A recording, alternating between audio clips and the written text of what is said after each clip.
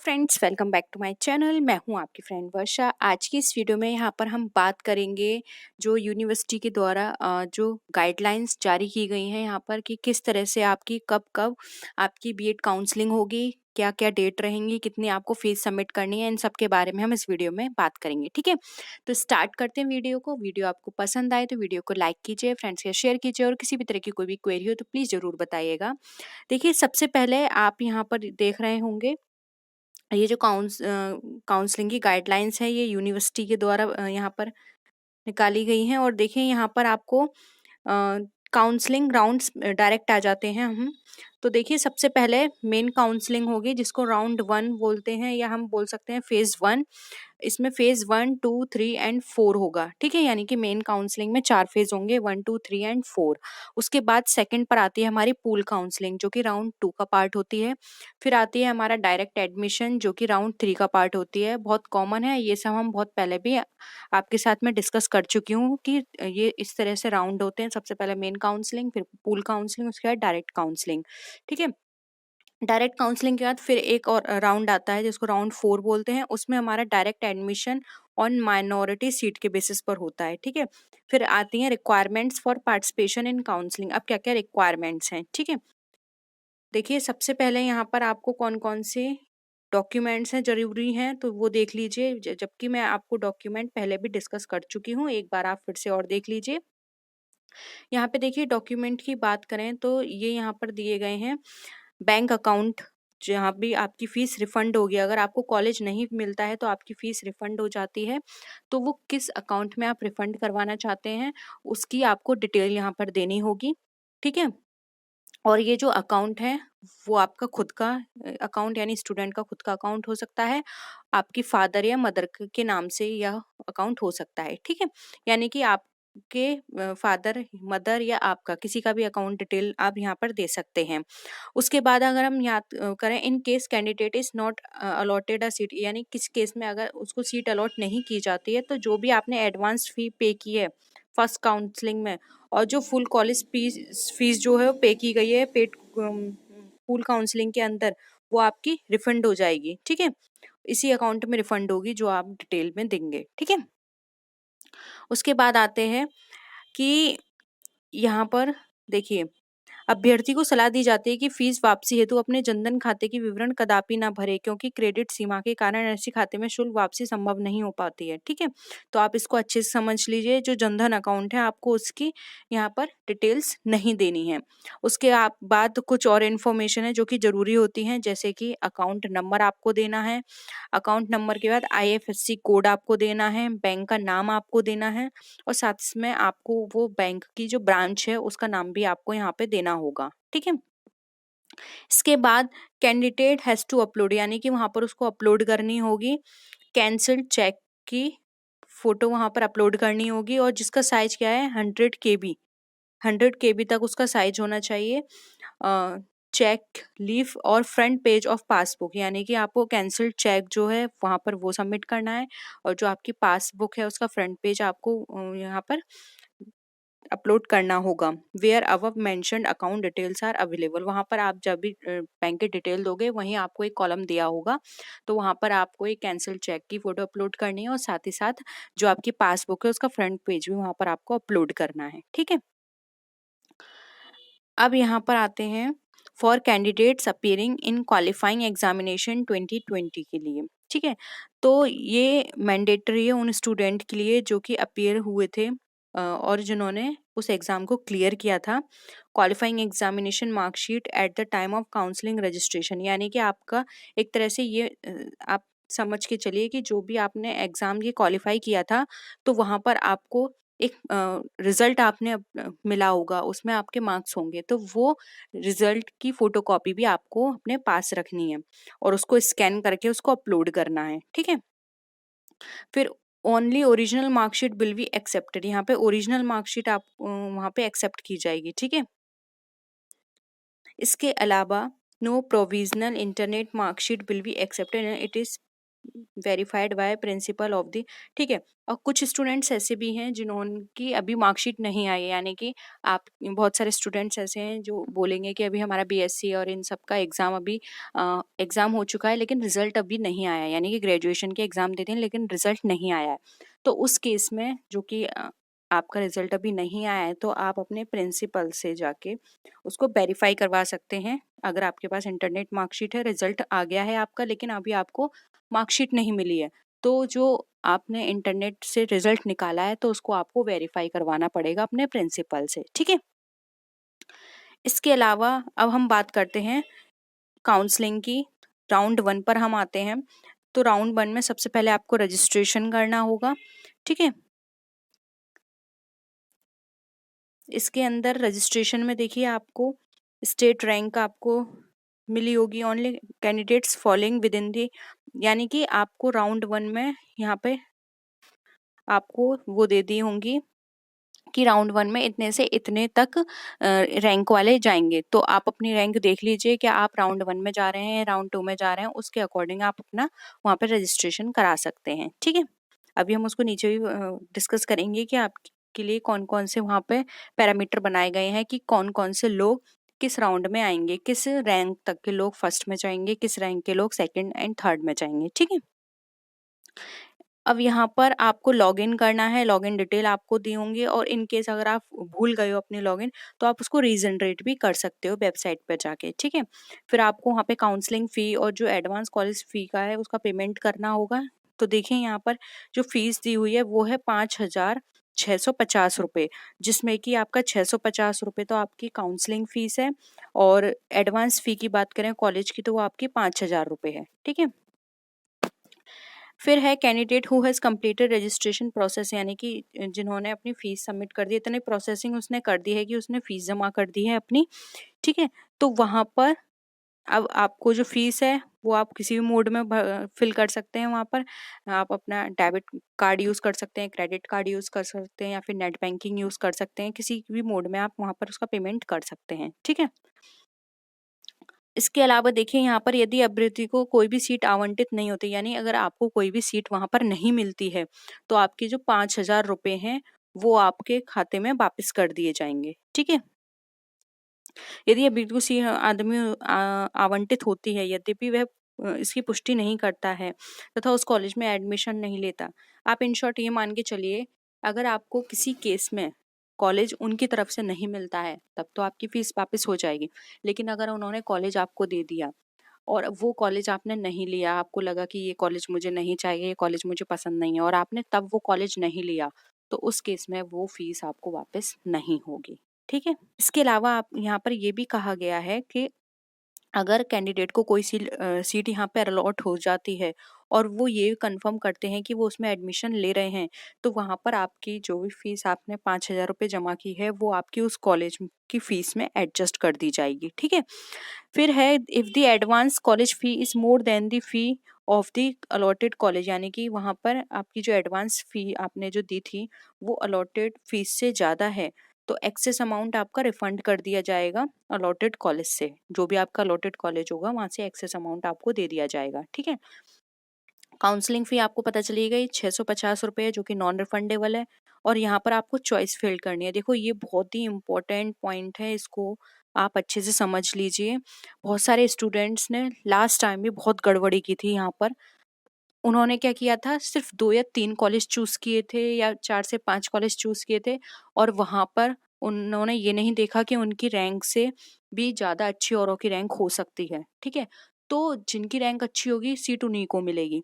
तो उन्होंने सिर्फ इतने कम कॉलेज चूज़ किए और वहाँ पर उनको कॉलेज नहीं मिला, तो इस वजह से उनको वहाँ क्या हुआ कि एडमिशन उनको नहीं मिल पाया।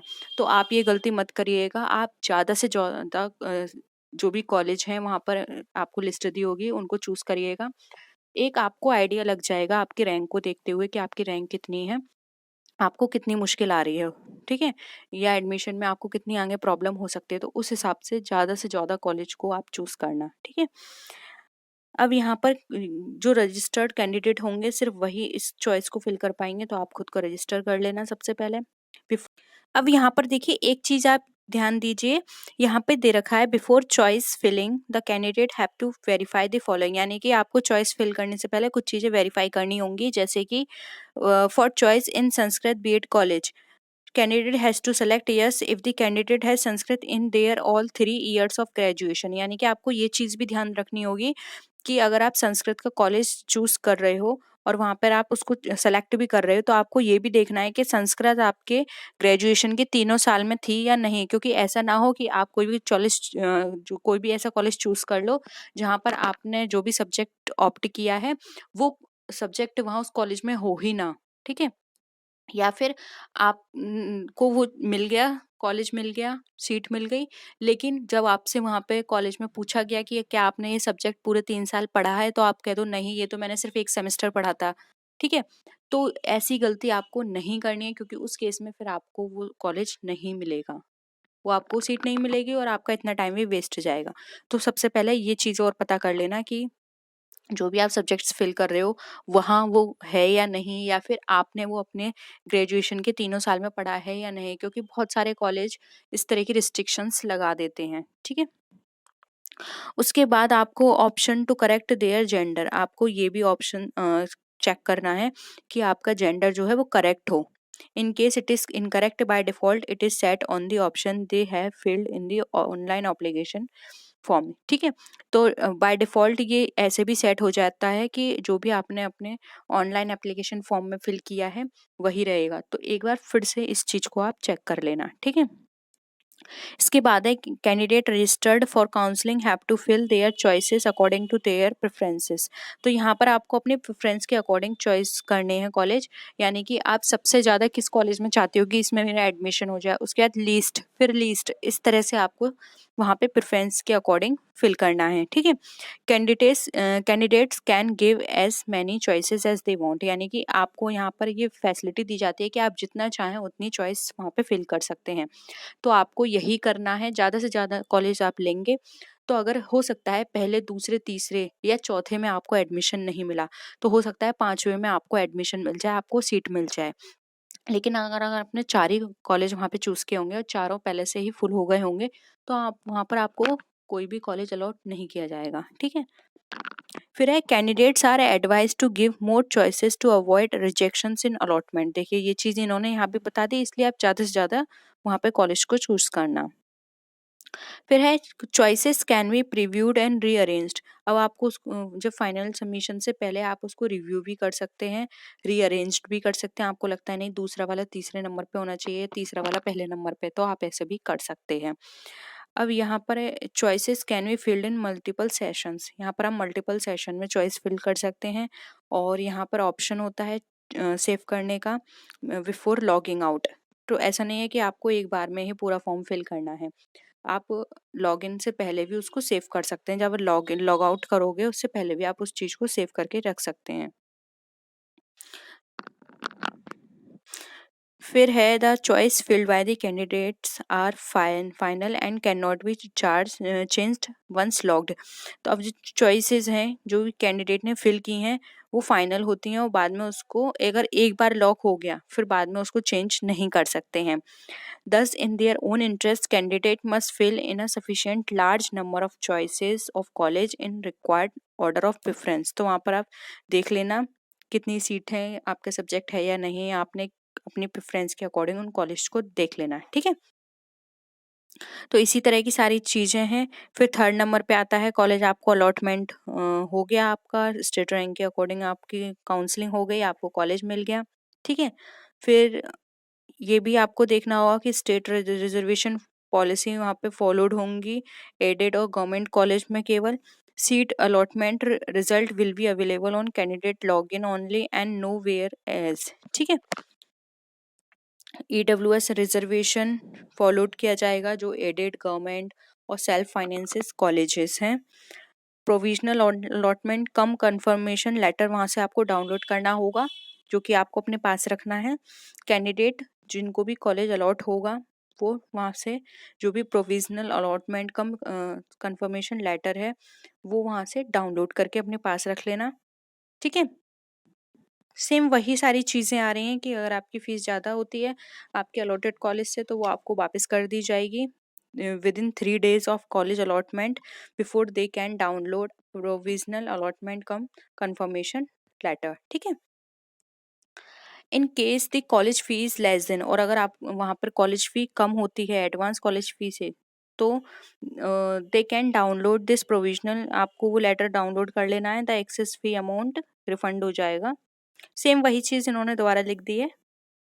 EWS certificate, SC/ST certificate, remaining amount of balance fee if college fees more than the. ठीक है, अगर आप कम है तो आपको वहाँ पे करना होगा। फिर आपको जब आपका कॉलेज मिल जाएगा तो आपको जो भी कॉलेज मिला है और आप उसमें एडमिशन ले रहे हो तो आपको वहाँ पे कॉलेज में जाके जो भी अलॉटेड कॉलेज है वहाँ पर आपको रिपोर्ट भी करना होगा कि ये कॉलेज मुझे अलॉट हो गया है और मैं यहाँ पे एडमिशन ले रहा हूँ। एक बार वहाँ पे कंफर्म करना होगा। ऐसा नहीं है आप घर बैठ गए, हो सकता है कोई और स्टूडेंट जाके वहाँ पे कंफर्मेशन करवा ले और उसको वो सीट मिल जाए, तो इस तरह से भी आपकी वो सीट वहाँ पे छूट जाएगी। ठीक है, तो आपको वहाँ पे जाके कंफर्मेशन करवाना है कि हाँ मैं यहाँ पे एडमिशन ले रहा हूँ या ले रही हूँ। विदिन 3 days आपको ये काम करना है। जब जब भी आपके कॉलेज अलॉट हो जाएगा उसके विदिन 3 days, ठीक है, आपको वहाँ पे जाके अपने ओरिजिनल डॉक्यूमेंट और साथ में जो आपने वहाँ से डाउनलोड किया है provisional allotment cum confirmation letter, वो वहाँ पर आपको उनको दिखाना है। ठीक है, ओरिजिनल डॉक्यूमेंट जो होगा कैंडिडेट के वो फिजिकली वेरीफाइड होंगे प्रिंसिपल के द्वारा, जो भी अलॉटेड कॉलेज के प्रिंसिपल हैं। और जो if the documents of candidates are not found valid by the college authority, अगर उनको लगता है कि आप के डॉक्यूमेंट में कोई प्रॉब्लम है या फिर आप के डॉक्यूमेंट वो आपके नहीं है या कुछ भी उनको इनवैलिड लगता है, तो वहाँ पर वो आपका जो भी कैंडिडेचर है वो वहाँ पर वो कैंसिल करने का उनको राइट होता है। अब यहाँ पे डॉक्यूमेंट्स रिक्वायर्ड कौन कौन से होते हैं, तो सबसे पहले देखें यहाँ पर आपको ओरिजिनल अपने डॉक्यूमेंट्स ले जाने हैं और साथ में सेल्फ अटेस्टेड कॉपी भी ले जानी है, जो कि आपको खुद ही वहाँ पे वेरीफाई करनी है, यानी कि खुद अटेस्ट करके ले जानी है। फिर प्रिंट आउट ले जाना है आपको, जो भी आपने जो एप्लीकेशन फॉर्म फिल करते समय डाउनलोड किया था provisional allotment cum confirmation letter, जो कि आपको NJP रोहिलखंड यूनिवर्सिटी की वेबसाइट से मिलेगा। इसके बाद आपको एप्लीकेशन फॉर्म की कॉपी, एडमिट कार्ड और स्कोर कार्ड ले जाना है आपका BEd एंट्रेंस एग्जाम का। फिर आपको डेट ऑफ बर्थ की प्रूफ के लिए 10th की मार्कशीट ले जानी है और जितनी भी रिमेनिंग मार्कशीट्स हैं जैसे 12th की हो गई, ग्रेजुएशन की हो गई, जो भी आपने क्वालिफाइंग एग्जामिनेशन है तब की सारी मार्कशीट आपको लेके जानी है। कैटेगरी, सब कैटेगरी या ऐसा कोई सर्टिफिकेट जिससे आपको वेटेज मिल सकता है वो सर्टिफिकेट आपको लेके जाने हैं। एक अपनी ओरिजिनल फोटो आईडी जो कि गवर्नमेंट के द्वारा इशू की गई हो वो लेके जानी है, जैसे आधार कार्ड हो गया, ड्राइविंग लाइसेंस हो गया, आपका वोटर आईडी कार्ड हो गया। ठीक है, आप वही आईडी लेके जाना जो आपने एप्लीकेशन फॉर्म फिल करते समय लगाई थी। ठीक है, उसके साथ ही साथ 2 पासपोर्ट साइज फोटो आपको लेके जाने हैं और जो भी आपने फीस सबमिट की थी उसकी आपको कॉपी लेके जानी है। ठीक है, फिर आता है पूल काउंसलिंग। पूल काउंसलिंग में भी यही सारी चीजें चलती हैं। ठीक है, पहले आपको रजिस्ट्रेशन करवाना है। ठीक है, फिर आपको जो भी कॉलेज यहाँ पर दे रखा है, only those candidate who are eligible who are not participate, यानी कि ऐसे स्टूडेंट जो कि पार्टिसिपेट नहीं कर पाए थे पूल जो फर्स्ट राउंड था उसमें रह गए थे या फिर जिनको कॉलेज अलॉट नहीं हुआ था वो पूल काउंसलिंग में आते हैं। ठीक है, तो वही सारे प्रोसीजर पूल काउंसलिंग में भी चलेगा, सेम प्रोसीजर है। और ऐसे स्टूडेंट जिनको पूल काउंसलिंग में भी एडमिशन नहीं मिला है या फिर जो पूल काउंसलिंग नहीं करवा पाए वो फिर डायरेक्ट एडमिशन के लिए जा सकते हैं, जो कि हमारा 3rd राउंड होता है। ठीक है, वही सारी चीजें हैं, वही सारे डॉक्यूमेंट हैं, आपके लिए कुछ अलग नहीं है। फिर डायरेक्ट एडमिशन के लिए जा सकते हो और जो उनको डायरेक्ट एडमिशन वाली में भी आपको नहीं मिला है तो फिर जो कुछ माइनॉरिटी सीट बच जाती हैं आप उसमें जाके एडमिशन अपना ले सकते हैं। ठीक है जी, माइनॉरिटी इंटरेस्ट जो स्टूडेंट्स होते हैं उनके लिए होता है। इस तरह की सारी चीजें। अब आप यहाँ पर पहले ये देख लीजिए, ये तो आपको पता ही चल गया, जो हमारी काउंसलिंग फीस है 650 रुपये और ये नॉन रिफंडेबल है। एडवांस फीस 5000 रुपये जो कि रिफंडेबल है। ठीक है, ये हमने पहले ही डिस्कस कर लिया था।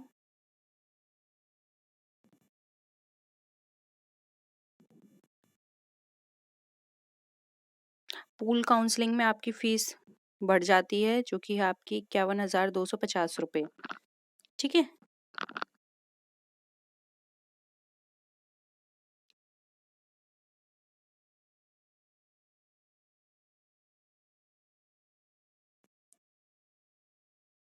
डायरेक्ट एडमिशन में आपकी एडवांस फ़ीस वही रहेगी। तो यही सारे प्रोसीजर है। आप सबसे पहले अपने राउंड 1 में जाइए, फिर आपका पूल काउंसलिंग होगी, उसके बाद आपका डायरेक्ट एडमिशन के लिए जाएँगे, फिर उसके बाद डायरेक्ट एडमिशन जो माइनॉरिटी सीट पर है, वो जाएँगे वहाँ पे स्टूडेंट, ठीक है? तो ये सारा प्रोसीजर है, इसी गाइडलाइंस को आपको फॉलो करना है। ये पेपर आप ये जो पीडीएफ है आपको रोहिलखंड यूनिवर्सिटी की साइट पे मिल जाएगी और मैं इसको टेलीग्राम पर भी दे दूँगी, आप वहाँ से इसको डाउनलोड कर लेना, ठीक है? और किसी भी तरह का आपको कोई भी डाउट लगता है तो आप नीचे कमेंट सेक्शन में बता सकते हैं, हम कोशिश करेंगे उसके आपके सारे डाउट क्लियर करने की, ठीक है? तो आई होप आपको वीडियो हेल्पफुल लगी होगी, किसी भी तरह की कोई भी क्वेरी हो तो आप नीचे कमेंट सेक्शन में ज़रूर बताइएगा। तो नेक्स्ट वीडियो में मिलते हैं, तब तक के लिए टेक केयर, बाय बाय।